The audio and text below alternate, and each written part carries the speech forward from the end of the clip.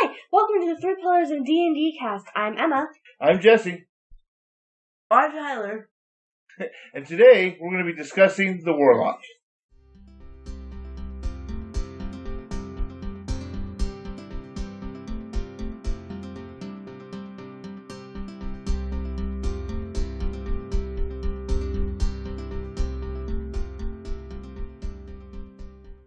Warlock is a class that's driven by its lesser power, or it trades it makes a pact with an extraplanar being in order to get power. Sometimes it trades its soul, or it's a life force, or it does like errands for like the elder being thing.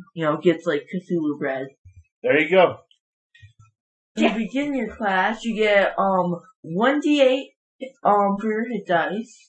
You get light armor, simple weapons, wisdom and charisma saving throws, and some skills. 2 skills. You get to choose 2 skills from Arcana, Deception, History, Intimidation, Investigation, Nature, and Religion. You generally want to flavor those to go with your otherworldly patron, which is what you choose at level 1. So you get your subclass at level 1 with this class. Yeah.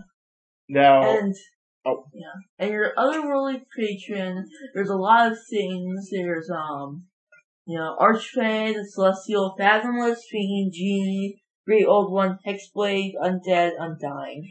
Yeah, and that's going to be spread between the Player's Handbook, Tasha's Cauldron of Everything, and Xanathar's Guide to Everything. Also, I think there's one Sword Coast.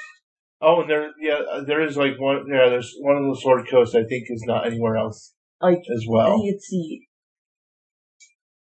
I don't remember which one it is. Undying, maybe. Maybe it's the Undying. Yeah. We don't know. We don't know. We don't care. For you. All right. So one of the first powers of the Warlock is pact magic. They get cantrips.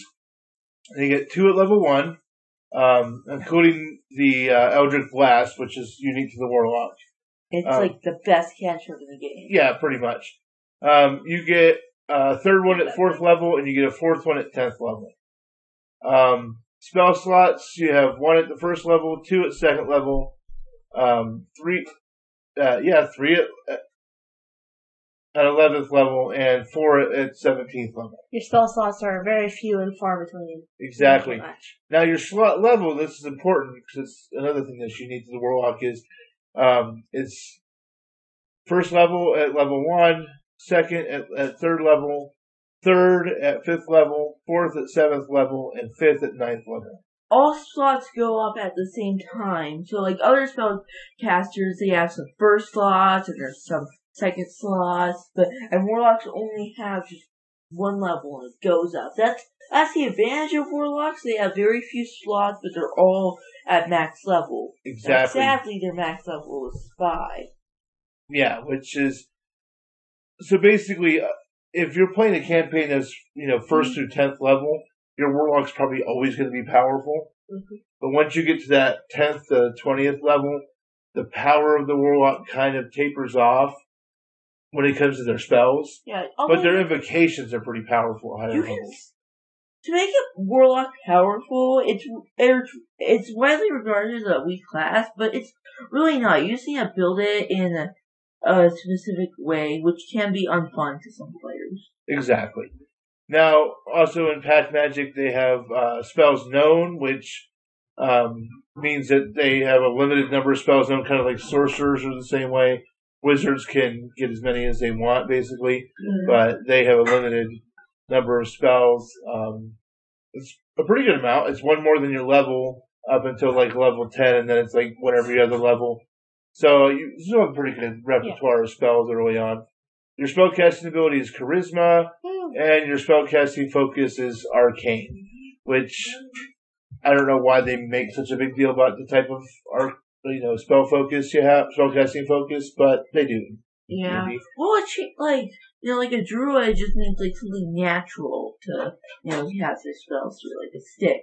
But like wizards and such need like very tailored like magical items. They can't just be.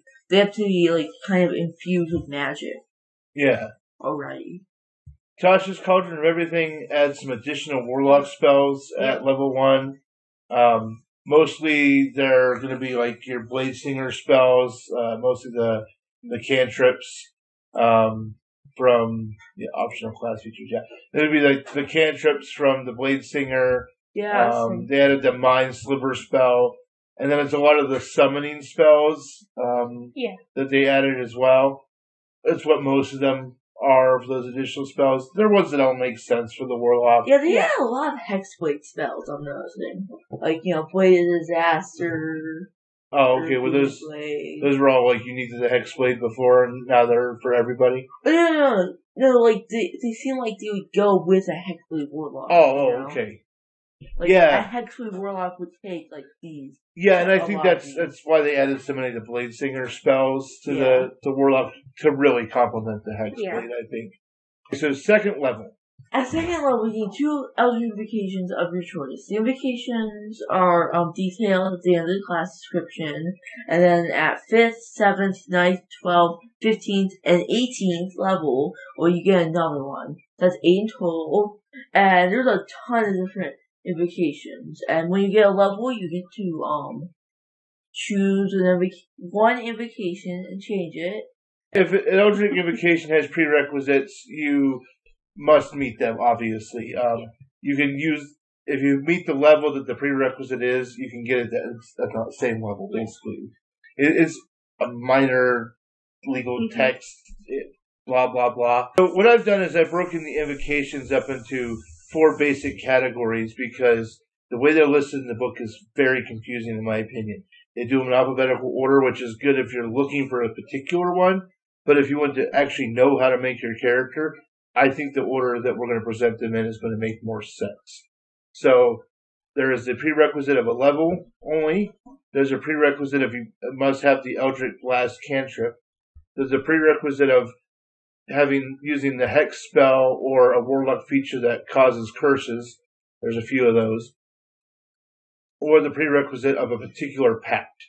Invocations that require Eldritch Blast is Agonizing Blast, which means you add your Charisma modifier to the damage it deals on hit. Eldritch Spear, which means its range is 300 feet. Grasp of Hadar, which is from Vanzar's Guide to Everything. Once on each of your turns when you hit a creature, you can move that creature in a straight line 10 feet closer to you. Lance of Lethargy, Xanathar's Guide to Everything. Once on each of your turns when you hit a creature with your Eldritch Blast, obviously, you can reduce the creature's speed by 10 feet until the end of your next turn. Repelling Blast, which means you can push the creature up 10 feet away from you in a straight line.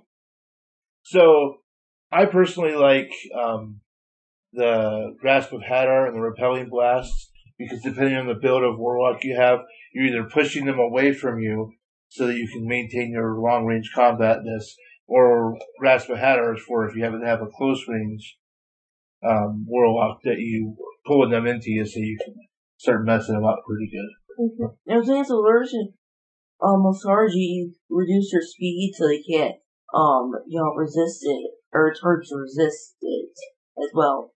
Because after you move them, the target will move back. Yeah, there's that.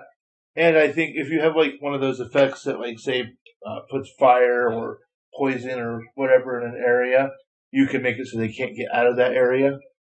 So because they're a lot slower. So that has advantages too. Yeah. Alright, so next type for level 2 is invocations with the prerequisite of level only. Okay, so first we start out with Armor Shadows, which you can cast as Mage Armor on yourself at will. Beast Speech, you can speak to animals at will, like beguiling influence, and you gain proficiency in deception and persuasion. Which is what I really like, because I love getting skills. So, I think that's a really fun one. And I think it's the only invocation that gives you skills. I wish there had been more. Yeah. Devil's Sight, which gives you can see normally in darkness, both magical and non-magical, to a distance of 120 feet. Improved dark vision, 120 feet. And that's really good because if you have a way to cast a darkness spell, which I don't believe is a spell that Warlocks normally have. You can basically make everyone blind, but you're fine. It's a really powerful combo. You do it. Do Warlocks have darkness? Oh, they do. They do? Yep, it's a 2nd level spell. Okay, so yeah.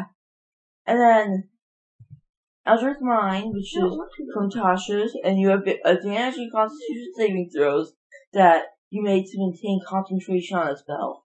This is so powerful. It's similar to, was it the Warcaster feat? Yeah. That lets you do that. So if you don't want to waste your feat on that, you can just take an invocation, which is kind of nice. Yeah, but this is a 2nd level invocation, so you can get before the feat. Exactly. And then if you do get the feat later on, because you have like the other advantages of it, you can switch this out for a different invocation later. Actually, which you is can one of switch the them out at the exact same time, I'm pretty sure. Yeah. Which one of the best things about the Warlock, and it was something that I hadn't quite put together until I made this character this time. That was one of the really powerful things about invocations. Yeah. Eldritch Sight, you get to detect magic at will. As a runekeeper, you can read all writing. That is a really important social interaction ability. We haven't really talked a lot about the pillars in regard to all these abilities. Any of those previous ones really big on exploration or social interaction? Really. Beast speech, social interaction. Social. Or beast speech, social, beguiling, influence is social, and that's really it. Alright. Oh, and detect magic, I guess. So. Obviously, if we don't bring it up, it's combat related. Yeah. Alright. Cast false life or fiendish vigor. You can cast false life in yourself at will as a 1st level spell, without spending a spell slot or material component. This is so powerful. You just always keep a barrier of 8 temporary hit points. Real quick, is false life a bonus? Is that a bonus action or is that action? An action. It's what you do before combat. I would just keep it up going all the time. Well, that's what I'm saying is once it powers down, you can use a bonus action to trigger it, or no, it's an action. It's an action. Okay. Yeah. Gaze of Two Mind, you can use your action to touch a living humanoid and perceive through its senses until you end your next turn. As long as the creature is on the same plane of existence as you, you can use your action on subsequent turns to maintain this connection, extending the duration until the end of your next turn while perceiving through the other creature's senses. You benefit from any special senses possessed by the creature. You are blinded and deafened to your own surroundings. So this has a lot of applications outside of combat. I don't know why you'd want to use this in combat, to be honest. No, you would not. You would never use this in combat. What you would use is as you could. What is space? You could use it. I mean, now if you were in combat and one of your party members, say, had dark vision and you didn't, that could be useful. If they had blind fighting and you didn't, that could be useful as well. Blind fighting. The problem is it uses your action to extend it, so I'm not sure how much you could actually do.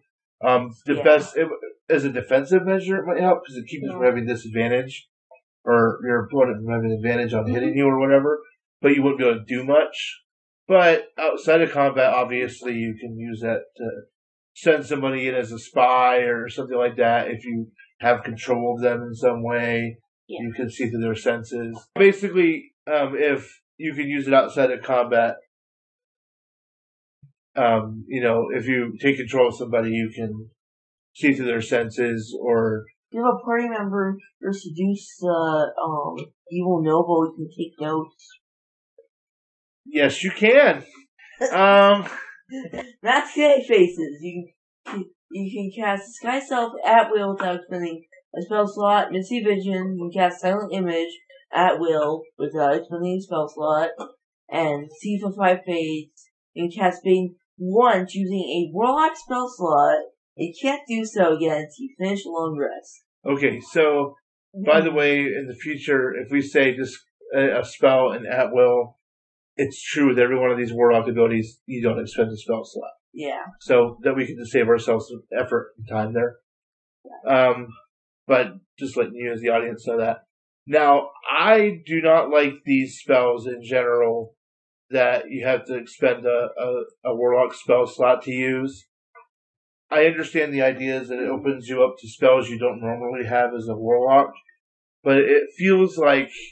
I'm not going to spend an invocation to learn a spell I can only use once a day.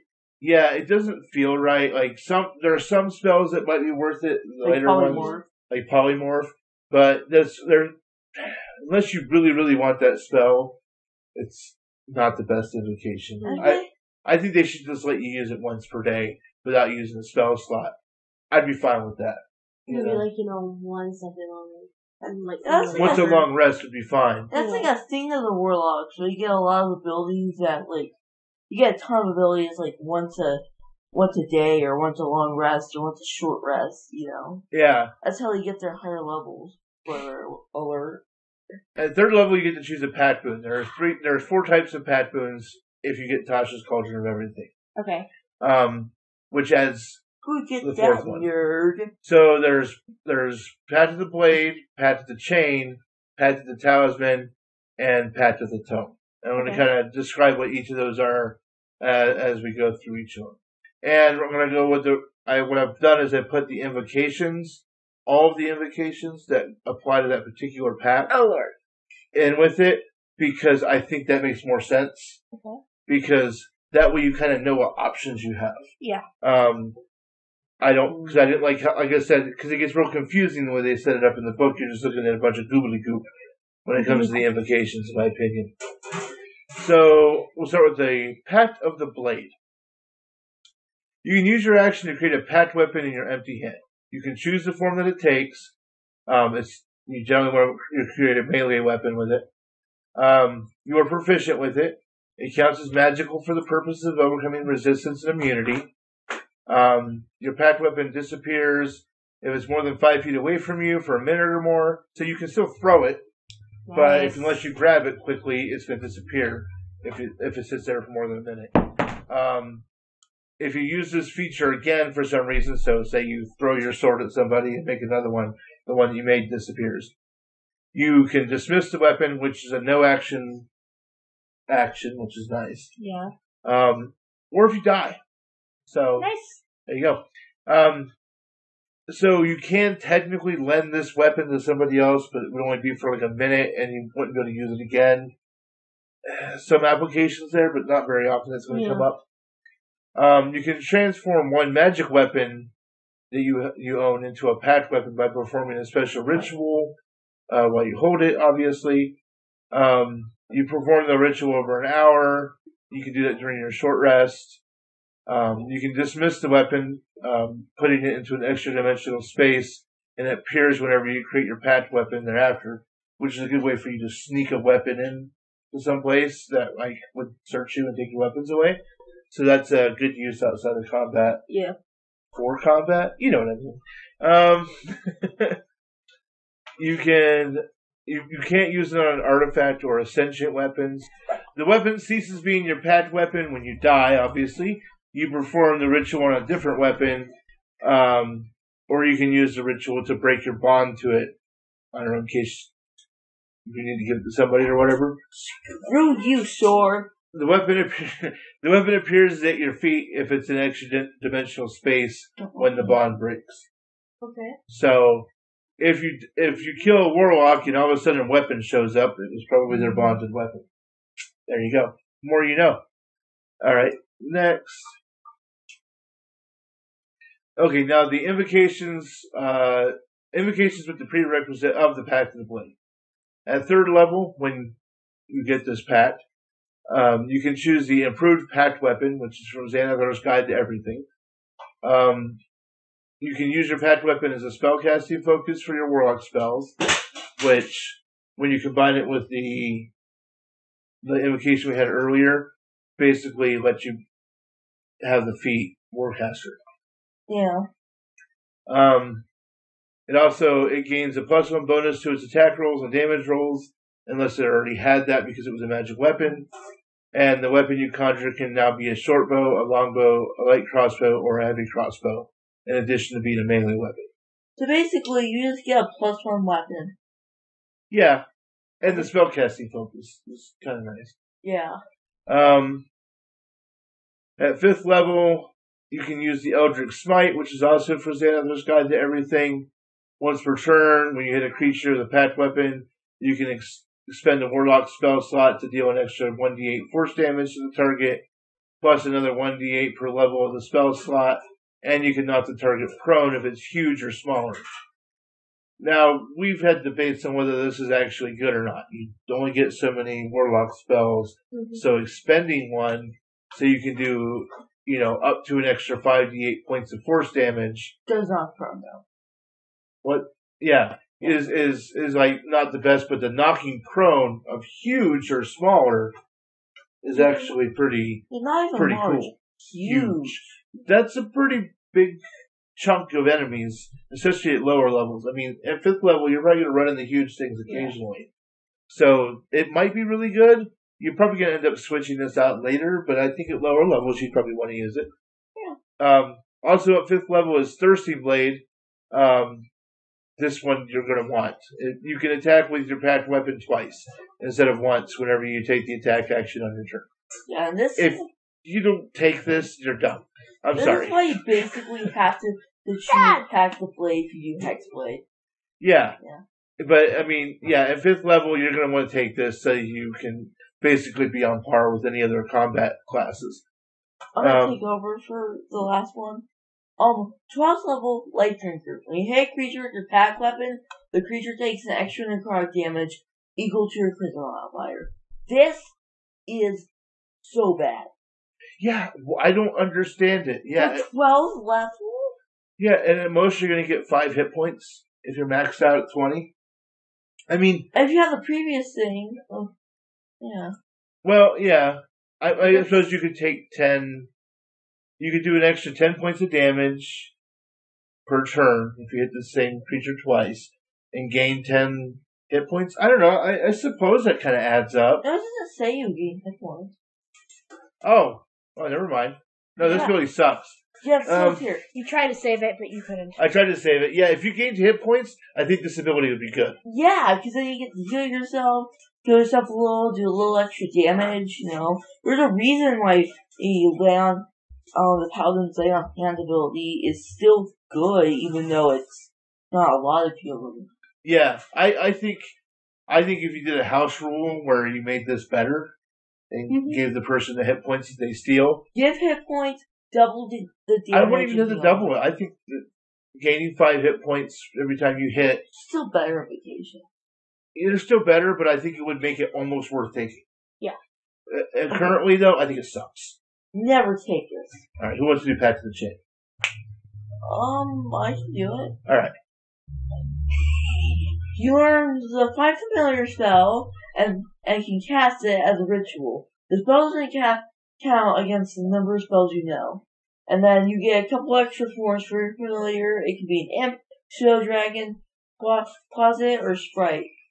And when you take the attack action on your turn, you can forgo one of your own attacks to allow your familiar to make one attack with its reaction. Oh. Yeah, that really hurts in the action economy. Now, there's an invocation that makes it better, but yeah. Action economy? Yeah, the action economy. You're familiar with the terminology? No, I'm not at all, actually. This is something I'm not actually familiar with. Hold on. Okay, so let's explain this to Emma. I think we'll end up cutting this, but... The action economy is a principle that the side that gets the most, turns and hits is the one that's probably going to win. So basically what happens here is you forgo one action, your action, and then it costs your familiar their reaction, which means it takes up two actions to get one action out of something. It's just like you end up you're netting a loss of one action essentially. There's a reason why haste is so good because it allows you to get more actions. And then for example, that's why holding off or whatever the hell it's called when you hold your action. When you hold your action, you spend your action to ready yourself. Yeah, ready, that's what it is. When you ready yourself, you have to use your reaction then to trigger it, so you lose your reaction for the turn. Mm-hmm. And you've already spent your action, so you spent 2 actions basically to get 1. Okay. And that's what we'll talk about, the action economy. That's also why you'll see very super powerful monsters have lair actions and legendary actions. It's so that they can keep up with parties that have 5 people that are whacking them. They're powerful, but unless they got those extra actions, they get their asses kicked every time. Okay. So that's the action economy. Oh, okay. Yeah, and if I have to do something on certain terminology for D&D, now you know. Yeah, now you know. Okay. The reason Pact would change so bad is you can already get the Find Familiar spell, being able to forgo your action and make it use its reaction so it can make another attack is bad. And while the extra forms it does get are good, being able to fly is really good for familiar. It's just not worth it. Yeah, the closet in particular is kind of cool because it can transform into a variety of different things. Oh, wow. So it's cool, and I think honestly, if I was if my character, if I was a DM and someone wanted to use, say, a gazer or other quarter CR monsters, in addition, I'd just let them choose whatever they wanted. Like if they're a old one, they could take gazer. Yeah, I mean, anything that's really appropriate to whatever pact they were using, I'd let them choose other optional forms. I think one of the advantages here is you can cast it as a ritual, which means it doesn't count as one of your spell slots. And as a warlock, that's really important to be able to cast something as a ritual. Ritual. But at the same time, that whole thing sucks. But as I said, you can choose an invocation that makes it better, but that means you not only do you have to take the pact, but you have to take an invocation to make it better, but we'll get to that in a minute. And here's the minutes. Okay, so here are the invocations. At level 3, you get the gift of the ever-living ones. It's from Xanthars. Whenever you regain hit points while your familiar is within 100 feet of you, treat any dice roll to determine your hit points you gain as having rolled their maximum value for you. That's actually pretty good. Yeah. Especially if you are in a campaign where you do a lot of short rests. Yeah. I mean, that extra, gaining the max hit points, that's actually pretty useful. And there's a whole feat that gives you that as well. So, yeah, pretty good. Investment of the Chainmaster from Tasha's. Whenever you cast Find Familiar, you infuse the summoned familiar with a measure of your eldritch power, granting the creature the following benefits. The familiar either gains a flying speed or swimming speed, your choice, of 40 feet. As a bonus action, you can command the familiar to take the attack action. The familiar's weapon attacks are considered magical for the purpose of overcoming immunity and resistance to non-magical attacks.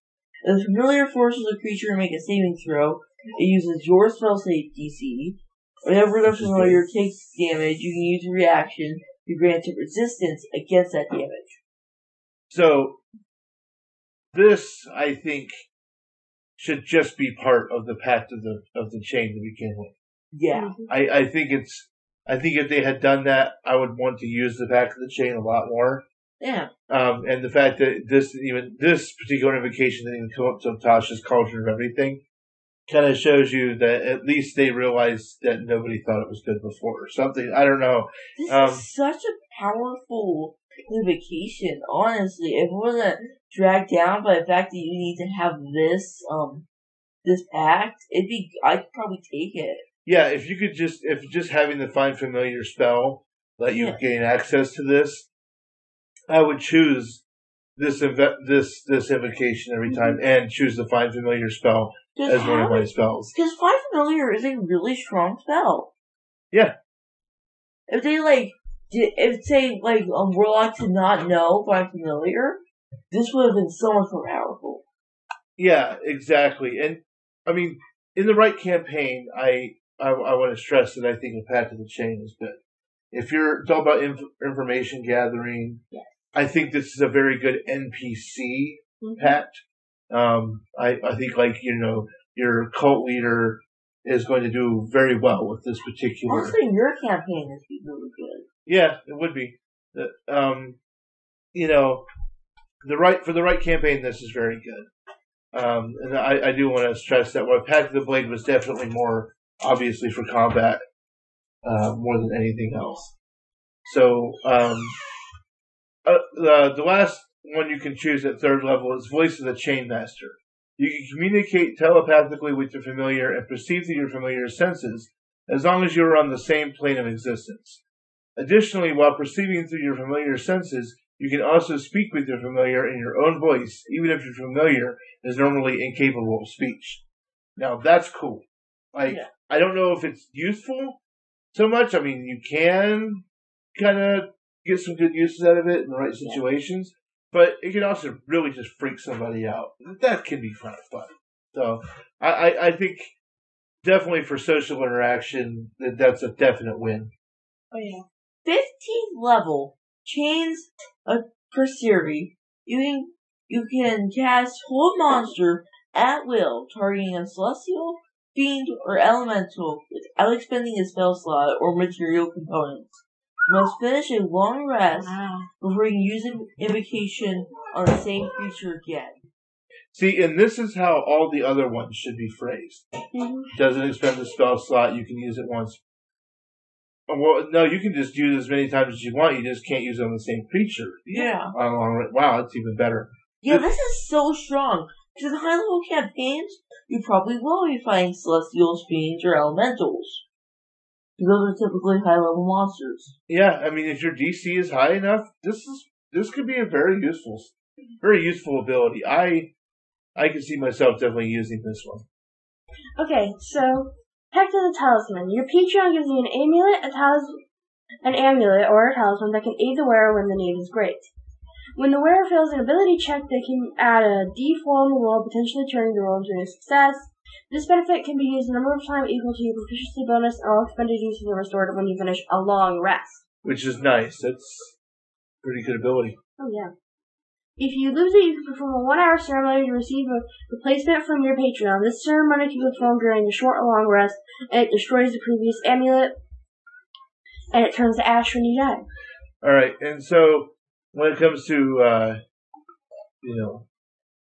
exploration, social interaction, and combat, this talisman is good for all of them, because it's ability checks. Yes. So, that's a lot of versatility. You can use it in just about any campaign. So, I really like that feature of the talisman. It makes it very versatile. So, invocations that are part of Pact of the Talisman, which is all in Tasha's Cauldron of Everything. You only get the talisman from Tasha's Cauldron of Everything. Rebuke of the Talisman. When the rare of the talisman is hit by an attacker you can see within 30 feet of you, you can use your reaction to deal psychic damage to the attacker equal to your proficiency bonus, and push it up to 10 feet away from the talisman wearer. So that's another one where you can, like the repelling blast from the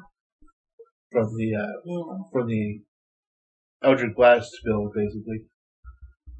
At 7th level, you get protection from the talisman.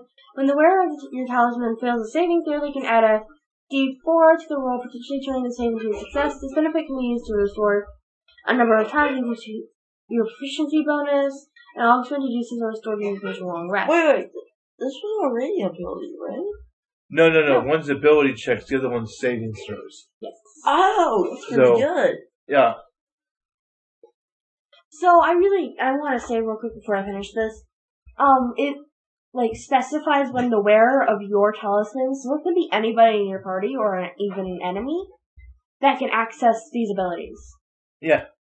So it's like, hey, have my talisman for now, it's pretty good. Just make sure you give it back to me, bro. And then they get all your abilities that you have along as well. Yeah, so in the right situations, you might give up your talisman in order to help out your teammates. So I think that's really good. So the last invocation, so there are literally not much to this, which I like. I really like that actually. It's small, and it's easier to find. Which is Bond of the Talismans. While someone else is wearing your talisman, you can use your action to teleport to the unoccupied space closest to them, provided the two of you are on the same plane of existence. The wearer of your talisman can do the same thing, using their action to teleport to you. The teleportation can be used a number of times equal to your efficiency bonus, and all expended uses are restored when you finish a long rest. Okay, so this is great for exploration. Oh yeah, you can send somebody, like, maybe somebody smaller than you to fit in a corridor, and then, they go and they sneak through the vents, and then they all of a sudden come up into this giant closet, and then you're like, teleportation time, shaboom. Exactly. And you can combine it with that invocation earlier that let you see through their senses. Yeah. And then you know when they were through the thing, then you could teleport to them. I mean, you can layer these abilities really well on top of each other to do a lot of interesting and deep things with this particular class. So that's kind of cool. Pact of the Tome. Your Patreon gives you a green mark called Book of Shadows, and when you gain this feature, you gain 3 cantrips from any class. So just 3 cantrips, any, doesn't matter what class. And while the book is on your person, you can cast those cantrips at will. They don't count against the number of cantrips you know. And Warlocks already get a lot of cantrips. That adds even more. They count as Warlock spells for you. They count as Warlock spells for you. And when the book turns to ash when you die, and if you lose it, you can perform a 1-hour ceremony to see a replacement. This can be performed during a short or long rest and destroys the previous book. That way, if someone steals your book, you can basically do a ritual to take it away from them. Yeah. Get it for yourself. Evocation associated with this pact is Aspects of the Moon. No longer need to sleep and can't be forced to sleep by any means. You gain the benefits of long rest. You can spend all 8 hours doing light activity, such as reading your Book of Shadows or keeping watch. This is from Xanathar's Guide to Everything, just to point that out. And very powerful, especially if you have a small group. You can do watch every night when everyone gets to sleep, not wasting the time. This is a very cool one. Good for just about anything. Obviously, if you're doing a lot of exploring, like traveling a lot, I think that would be really, really useful. But Book of Ancient Secrets. You can now inscribe magical rituals into your Book of Shadows. Choose 2 first-level spells. Those have the ritual tag from any class spell list. The 2 need to be from the same list. The spells appear in the book and don't count against some of the spells you know. With your Book of Shadows in hand, you can cast the chosen spells as rituals. You can't cast the spells except as rituals unless you learn them by some other means. You can also cast a Warlock spell, as a ritual if it's a ritual tag. On your adventure, you can just, if you find a spell, you can add it to your book, and but it has to be a ritual spell, and the spell's level has to be equal or less to half your Warlock level, rounded up, of course, and then it takes 2 hours and 50 gold pieces for each level of the spell. So if it's a 9th level spell, that takes 18 hours and 450 gold pieces. There you go. I like that. I like the fact that it can be from any spell list. I don't think I realized that until just now. Which makes the Warlock feel a little more wizardy. Yeah, it's very wizardy. That ability, because that's what wizards do. Yeah, and I like that. And so when you first get it, you get to choose first level spells, and then you can just add more later on. That's really cool. I like that it's limited to ritual tag things, but come on, a Warlock doing rituals? That feels very Warlocky. So, no, it's very cool. I think it has more of a flavor feel to it than it does any particular pillar, but good flavor. Far Scribe. A new page appears in your reading From channel. Tasha's Cauldron and everything. It's from Tasha's. A new page appears, and with your permission, a creature can use its action to write its name on that page, which can contain a number of names equal to your proficiency bonus. And then you can cast the sending spell to the target whose name is on the page without using a spell slot, without using any material. So you can just cast a sending spell. When you do so, you must write the message on the page, and the target hears the message in their mind. And if it replies, the message appears on the page rather than in your mind. The writing disappears after 1 minute. And as an action, you can magically erase the name on the page by touching it. That's really cool, though. So I'm getting like Harry Potter feels. Like I think it's the second movie. Oh yeah, where Voldemort communicates with Harry. Yeah, it's in the book. Yeah, the Chamber of Secrets. Okay, yeah, Chamber of Secrets. Yeah, okay. No, that's very much like that. Yeah. And been reading this one book series called Sufficiently Advanced Magic or something. And they communicate through a book that way too. And I really like it. How that's set up.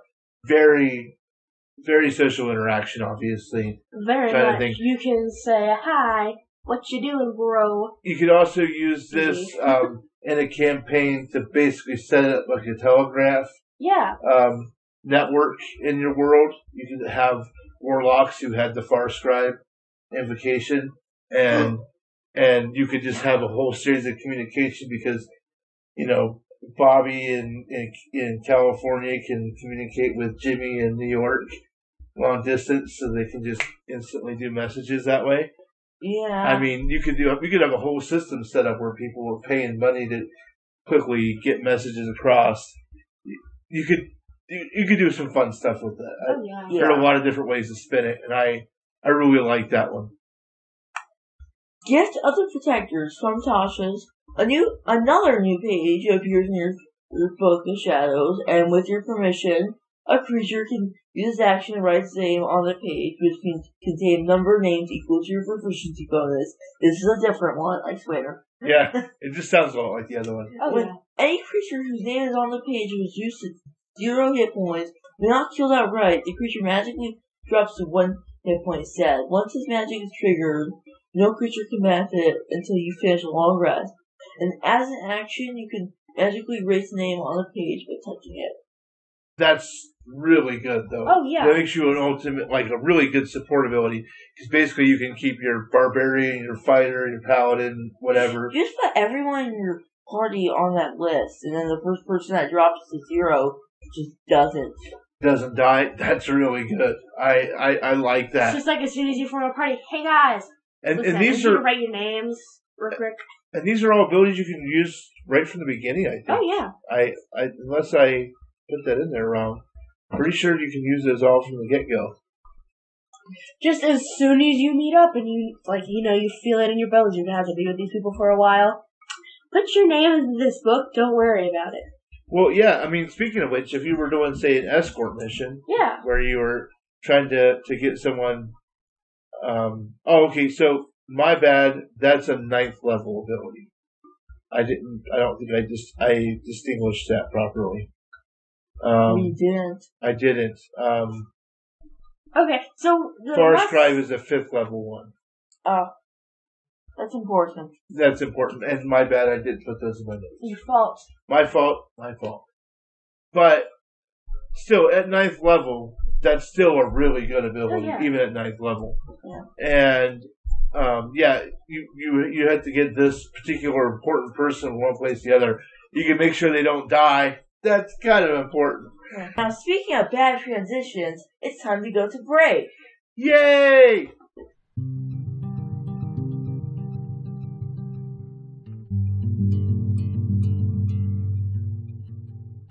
All right, so welcome to our shameless plug break. Hi. We have a Twitter account. Is our dorky is at our dorky. We have an Instagram account. Is at our dorky family. If you want to talk about the show, just use hashtag 3 Pillars Cast. We also have of course, we have the YouTube channel that either you're watching this on, or you can It has a link in our podcast description if you want to jump to it where you can see us what we're doing. Not this part, because this part's all audio. Woo! But the rest of it, you can see our happy smiling faces. Smiley faces. Or mine. And... I'm gonna beat you. And, yeah, so it's called Our Dorky Family is the name of our channel. So catch us there. Like and subscribe. We'd appreciate it, of course. Our podcast is available. The podcast version, if you're watching this, say, on YouTube, is available on Apple Podcasts, Stitcher, Anchor, most of the Anywhere podcasts. you can get. Yeah, anywhere podcasts are sold, pretty much. So check us out there. We also have a live play D&D campaign that we do. Emma was running that one that's currently coming out right now. It's New Olympia. It's so bad. Like, we suck at everything, but yeah, we're just bad at it. We're bad at it. We're hoping the next one we're better at. But either way, if you still want to watch us play D&D, it's there. It's still pretty fun. It's a modern campaign, so I think you should check it out. I think most people will get a kick out of some of the bits there. I mean, it's funny. It's funny. Ooh, I have problems with it now that I've done a little more, but it's funny. It's funny. If you ever wanted to have a Goliath from an extra plane deal with a cook from the modern world, there you go. It's actually been a good classic found online. Yeah, that would have been fun. We didn't know about that at the time. Yeah. Regrets. But either way. Actually, were problems. Okay. So, of course, we want to wish you all happy holidays, whatever you happen to celebrate. Wear a mask. And then, of course, yes, we want to encourage everyone to wear a mask. Remember, this was recorded in 2020, so please make sure you wear a mask. It's for safety of others. And most importantly, bah humbug. But we want to put it out there because the vaccine is out now, but we want to remind everybody that we need to make sure we, make it to the point where we can get them. And we want everyone to have a good holiday, but also be safe. So wear your masks, be good. Yep. All right. So, is that everything? Bah humbug. Bah humbug. Bah humbug, losers. Bah humbug.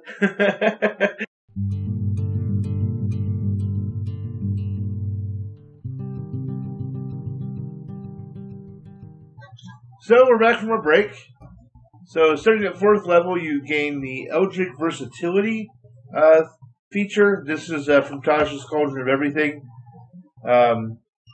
When you reach a level in this class that grants the ability score improvement feature, this is a pretty common phrasing that you'll see in Tasha's Cauldron of Everything. You can do one of the following, representing a change of focus in your occult studies. You can replace one cantrip you learned from this class's pact magic feature with another cantrip from the Warlock's spell list, which is pretty good. Replace the option, especially if you chose something that had poison early on, and later in the game when everyone's freaking immune to poison, it's basically worthless cantrip then. Replace the option you chose for the pact boon feature with one of the feature's other options. So, if you decide that that Path of the Chain just wasn't working for you, or the Path of the Blade wasn't beneficial for you anymore, you can change it up to something else. And if you're 12th level or higher, you can replace one spell from your Mystic Arcanum feature, which we haven't gotten to yet, with another Warlock spell of the same level. So it just gives you a little more flexibility with an already fairly flexible class. And it's kind of nice. Yeah. If you make any changes that would make you ineligible for an Eldritch Invocation, you must also replace them now, choosing invocations for which you qualify. You can, in a way, use this to force yourself to change a bunch of invocations quickly. So, say you chose a bunch of invocations based on your pact boon, you could then switch over to invocations for your current pact boon, which, could do a lot of changing all at once. So it's either good or bad, depending on how you want to look at it. 5th level, you gain access to the invocations that utilize the hex spell or a curse that's applied by other invocations or the Hexblade's curse. So all those can trigger these next invocations. But I thought I'd go over the Hex spell because it's unique to Warlock. So if you've never played a Warlock before, you'd probably never have used this spell. It's going to remind you kind of like Hunter's Mark for the Ranger and stuff like that. It's a level 1 spell. It's a bonus action to cast. Has a range of 90 feet. Its duration is 1 hour. And basically what it does is you place a curse on a creature that you can see within range. Until the spell ends, you deal an extra 1d6 necrotic damage to the target whenever you hit with an attack. Also, choose one ability when you cast the spell. The target has a disadvantage on ability checks made with the chosen ability. So, if you have something that's going to trigger off of, a savings throw or whatever, that can be good too. If the target drops to 0 hit points, I might have said that wrong. Maybe it's just I don't know. If the target drops to 0 hit points before the spell ends, you can use a bonus action on a subsequent turn of yours to curse a new creature. So you can kind of keep bouncing this around, even if you got a bunch of small creatures. A remove curse cast on the target ends the spell early. At higher levels, when you cast a spell using a spell slot of 3rd or 4th level, you can maintain your concentration on the spell for up to 8 hours. When you use a spell slot of 5th level or higher, you can maintain your concentration on the spell for up to 24 hours. I don't know why you'd need it that much, and then you need to have a petrified Eye of Newt to make the spell work. But I don't think it uses it up, so there you go. So there's going to be 2 invocations that really apply to the Hex spell. At 5th level, you get Maddening Hex, which is from Xanathar's Guide to Everything. As a bonus action, you call a Sidekick Disturbance around the target cursed by your Hex spell or by a Warlock feature of yours, such as Hexblade's Curse or Sign to Ill Omen, which we'll talk about soon. Wait, have we talked about this soon? No, we'll talk about it soon. We'll talk about this soon. When you do so, you deal psychic damage to the cursed target and each creature of your choice that you see within 5 feet of it. The psychic damage equals your charisma modifier, minimum 1. To use this invocation, you must be able to see the cursed target and it must be within 30 feet of you. And also at 7th level, you get Relentless, which is also from Xanathar's Guide to Everything. Your curse creates a temporary bond between you and your target. As a bonus action, you can magically teleport up to 30 feet to a non-occupied space as you can see within 5 feet of the target cursed by your Hex spell or by a Warlock feature of yours, such as Hexblade's Curse or Sign of Ill Omen. Teleport in this way, you must be able to see the cursed target. There you go. So, the other invocations that you can get at level 5 include Cloak of Flies, which is from Xanathar's Guide to Everything. As a bonus action, you can surround yourself with a magical aura that looks like buzzing flies. The aura extends 5 feet from you in every direction, but not through total cover. It lasts until you're incapacitated or you dismiss it as a bonus action. The aura grants you advantage on charisma intimidation checks, but disadvantage on all other charisma checks. Any other creature that starts its turn in the aura takes poison damage equal to your charisma modifier, a minimum of 0 damage. Once you use this invocation, you can't use it again until you finish a short or long rest. So that's pretty unique. That's not like based on a spell or anything. You just basically cover the flies. Then there's the Gift of the Depths, which is also from Xanathar's Guide to Everything. You can breathe underwater, and you gain a swimming speed equal to your walking speed. You can also cast water breathing once without expending a spell slot, and you regain the ability to do so when you finish a long rest. So this is a very exploration-based invocation here. The last one, Cloak of Flies, was, you probably call it, I suppose, a social interaction. Though you tend to use intimidation more in combat, you can use it outside of combat too. It's there. I'm not sure if you want to have a bunch of flies buzzing about you while you're talking to people, but there you go. Hey, hello, sir. Hello, sir. How you doing? Oh, okay, I see. Yeah, sorry, you're making the fly buzzing noises. My bad, I'm dumb. Yeah, that would be a distraction, wouldn't it? Yeah. Can you scroll? Oh, sorry. Scrolling. Then there's Mire the Mind. You can cast slow once using a Warlock spell slot. You can't do so again until you finish a long rest. As we've said before, I don't particularly like these. I mean, slow is a decent spell, but I don't know if I want to embrace the whole invocation just to do this when there's so many other ones that let you Use an invocation and the spell slot. Yeah, it feels like a lot. One with shadows is another one.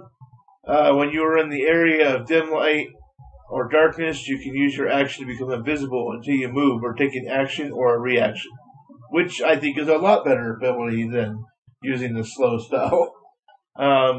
Obviously, this is good for all kinds of things. I mean, being invisible in dim light or darkness, you can really do a lot with this. Just make sure your character a lot more roguish in ways, and I think that's kind of fun. And then, of course, there's Sign of Ill Omen, which we brought up in the Hexes block. You can cast Bestow Curse once using a Warlock spell slot. You can't do so again until you finish a long rest. I mean, at that point, I don't know. I can't remember. Was Bestow Curse like any better? I don't know. Let's look it up real quick and find out. Yeah, so Bestow Curse works a little differently. It's a 1 minute duration. Let's see. Hex has concentration. So instead of having to concentrate on it, you just do it for 1 minute. It takes a whole action, though, as opposed to just a bonus action. You look like you have to touch them. Not liking this. And they get to make a savings throw. And then you either get to choose one ability score, and they have disadvantage on ability checks, which is similar to Hex. They have disadvantage on attack rolls against you, which can be beneficial. The target must make a wisdom savings throw at the start of each of its turns. If it fails, it wastes its action that turn doing nothing. Okay, that's kind of powerful. And while the target is cursed, your attacks and spells deal an extra 1d8 necrotic damage to the target. I don't know. I'm not sure if that's really worth it. You can cast them both at the same time and just kind of... Yeah, I mean, double curse them real good, I suppose. I could use a halfway curse. Yeah. And triple curse on that. Yeah, but it feels... I mean, you could, and that has its advantages, but it feels like... I don't know, I don't like that. I don't think I'd waste an invocation on that, to be honest. So is this the next one? Okay. Or if you're fighting a lot of, big, single monsters, if you knew we were going to fight a dragon soon, you might want to take that. Yeah. This doesn't have much, any application outside of combat, really, though. And then, Tomb of Levistus is also for Xanathar's Guide. I believe that's referring to the devil is encased in ice, with the 7th layer of hell, of the 9 hells. As a reaction, when you take damage, you can entomb yourself in ice, which melts away at the end of your next turn. You gain 10 temporary hit points per Warlock level. At this point, you gain at least 50 hit points of temporary hit points, which take as much of the triggering damage as possible. So, you're really using this as a reaction. Immediately after you take the damage, you gain vulnerability to fire damage, and your speed is reduced to 0, and you are incapacitated. These effects include any remaining temporary hit points. These effects, including any temporary hit points, all end when the ice melts. And once you use this invocation, you can't use it again until you finish a short or a long rest. So it adds the whole short and long rest option, which is kind of nice. But, I mean, it's good. 50 hit points at the moment you can take it. It only gets better as you go. It is a good way to not die. But at the same time, you're taking yourself out of the combat for a whole turn, basically. Unless, of course, they do a big enough blast that it eats up the whole thing at once. which in case, might be worth using. That vulnerability to fire might come back to haunt you, though, if you're facing the wrong enemy. And then finally, we have Undying Certitude from Tasha's Cauldron of Everything. You cast Animate Dead without using a spell slot once. Once you do so, you can't cast it this way again until you finish a long rest. Okay, so now this is how everything should be phrased. Because you can cast Animate Dead without using a spell slot. That's great. Yeah. Once per day. I mean, that's a free spell. And that means a lot for a Warlock. Oh. I mean, I don't like using Animate Dead myself, but hey, if I'm making an NPC, name a Warlock, that's going to be a gimme right there. Oh, yeah. For sure. Yeah, you gotta create a skeleton or a zombie. That's pretty strong. There you go. Summons level, no other requirements. Invocations. Okay. Bewitching Whispers. You can cast Compulsion once using a Warlock spell slot. Can't do so again until you finish a long rest. Dreadful Word. You can cast Confusion once using a Warlock spell slot. But you can't do it again until you finish a long rest. So both of these are obviously giving you social interaction, kind of espionage, campaign kind of abilities. Like we said before, the Warlock spell slot, not a big fan of that, but in the right campaign, you're going to want to use it, right? But Ghostly Gaze from Dancers. As an action, you gain the ability to see through solid objects to a range of 30 feet. Within that range, you have dark vision, if you don't already have it. The special sight lasts for 1 minute, or until your concentration ends, and concentrating on the spell. During that time, you receive objects, ghostly from spirit images. Once you use this invocation, you can't use it again until you finish a short or long rest. now that's cool. Yeah. I like that one. Be able to see through solid objects to a range of 30 feet. That's pretty cool. Yeah, that's pretty good. Sculptor of Flesh. You can cast Polymorph once using Warlock spell slot. Can't do so again until you finish a long rest. Okay, now this one I would use a Warlock slot. The spell slot on. Sculptor of Flesh is pretty good. Polymorph is a really strong spell. Yeah. Trickster's Escape is from the Anthars. You can cast freedom of movement once on yourself without spending a spell slot. You have the ability to do so when you finish a long rest. That's really good. That's really good. Yeah, freedom of movement's a very good spell. And being able to cast it once for free is quite good. What do ninth level? Because you should only need it once a day. Yeah. Or, once a long rest. After you sleep, you should take a long rest. At 9th level, you get Ascendant Step. You can cast Levitate on yourself at will without expending a spell slot or material component, which is nice. Minions of Chaos, you can cast Conjure Elemental once using a Warlock spell slot. You can't do so again until you finish a long rest. Otherworldly Leap, you can cast Jump on yourself at will without expending a spell slot or material components.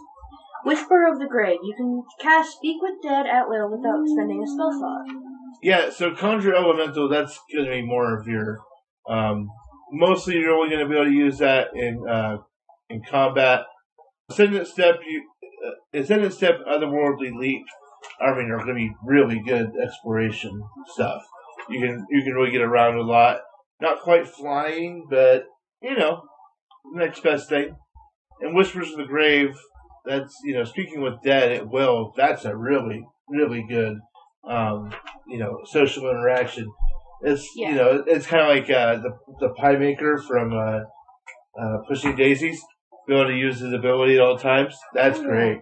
I thought that was always the coolest thing about that show. And to be able to do that, it has this nice investigation qualities to it. And there's a lot of campaigns where that would be definitely worth the invocation. So then we go to a level 11 where we get the first new kind of ability. It's called the Mystic Arcanum. Can I say this in Arcanums? Yeah, so actually... A Mystic Arcanum, since Warlocks don't get spell level after, level 5, Mystic Arcanum allows you to choose a spell from, a corresponding spell from the Warlock spell list, and you can cast it once once for long rest without spending a spell slot, and then what spell you get to choose, coordinates with your Mr. Arcanum level. So if you're at 11th level, you get your 6th level. If you're at 13th, you get your 17th level, or your 7th level. If you're at 15th, you get your 8th. And 17th, you get your 9th level. Yeah. All right. So that's we'll bring it up, but basically we're gonna phase by it. Oh, okay. So at 15th level, you get access to 4 more invocations that you can choose from. There's Master of Mirrored Forms. You can cast Ultra Self at will without expending a spell slot. Next is Shroud of Shadow from Xanathar's Guide. You can cast Invisibility at will without expending a spell slot. I mean, Ultra Self is really, really, really good. But Invisibility at will, that's really, really good. Obviously, you can use that for all kinds of stuff. Oh, yeah. In and outside of combat. Ultra Self is obviously more of a social interaction thing. Visions of Distant Realms. You can cast the Arcane Eye at will without expending a spell slot. I actually have no idea what Arcane Eye does. Oh, so you just create a floating eye that you can see through. It has dark vision. Not that good. Okay, yeah. So basically, it just gives you the ability to see.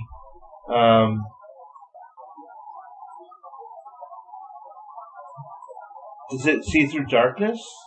I mean, magical darkness? Just dark vision, that's it. Yeah, okay. Wow, that's really not that good.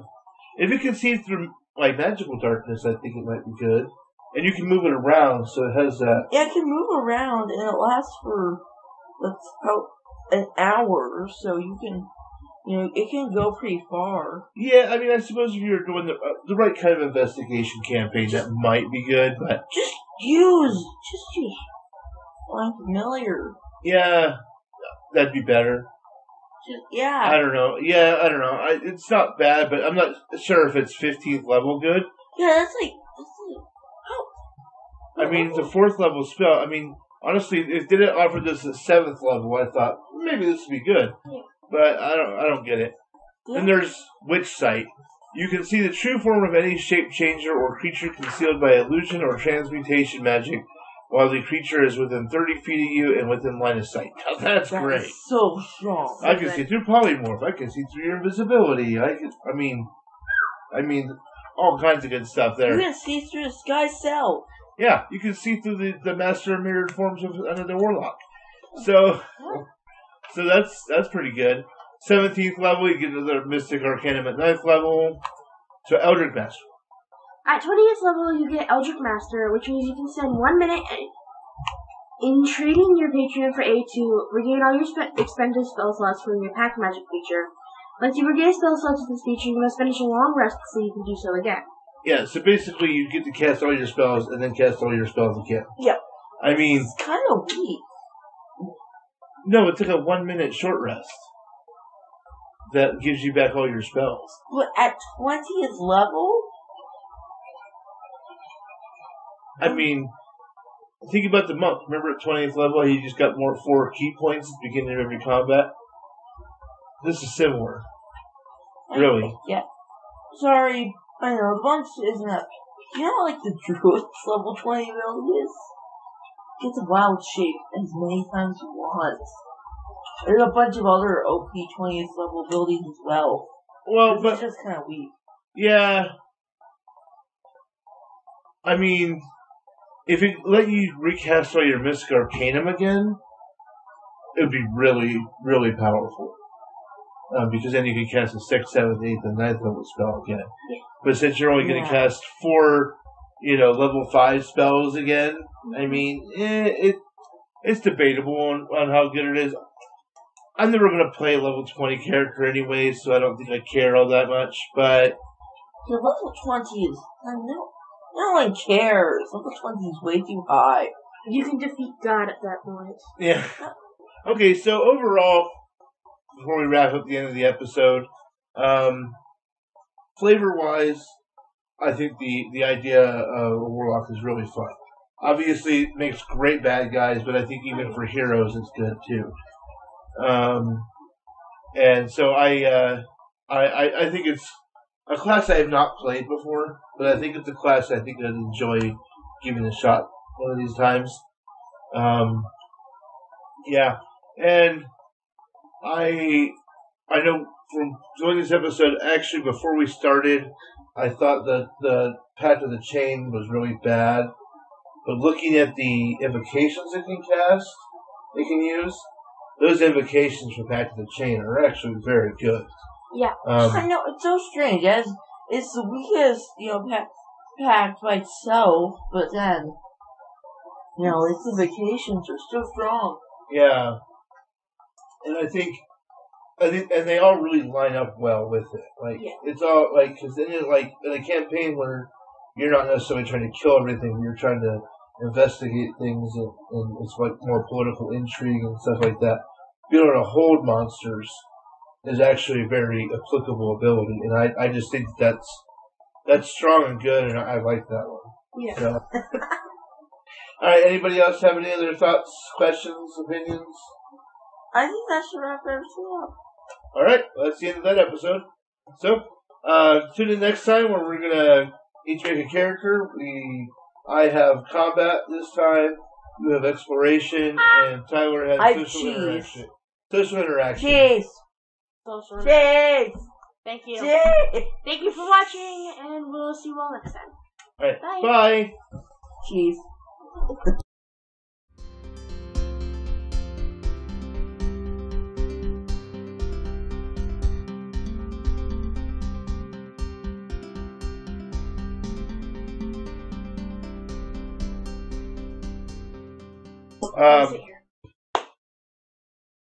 Welcome to the Three Pillars of D&D Podcast.